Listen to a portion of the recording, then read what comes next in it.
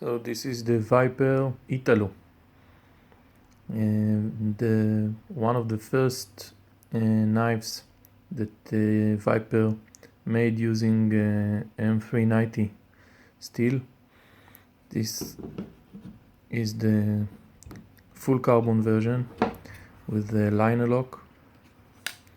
The detent is very weak detent, and the knife opened once in my pocket, but it never happened again.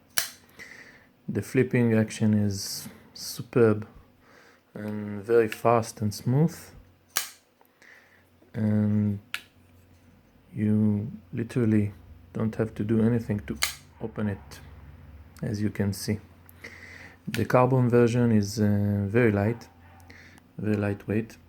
The clip, the pocket clip is concealed, as you can see, and you can carry it without anyone noticing anything in your pocket. So it's very comfortable to carry it concealed. It's one of the best gentleman knives I think about right now. And the blade shape is very unique, very beautiful. This is the frame lock version. One side is titanium, the other side is carbon, and this is heavier by 60 grams, 30% heavier than this one. The frame lock is a thicker frame, a thicker lock, and the detent is much stronger. As you can see, it flips and opens very smooth, and the closing is somehow a bit sticky. I don't know if it's because it's new or not, but as you can see, it's a bit sticky.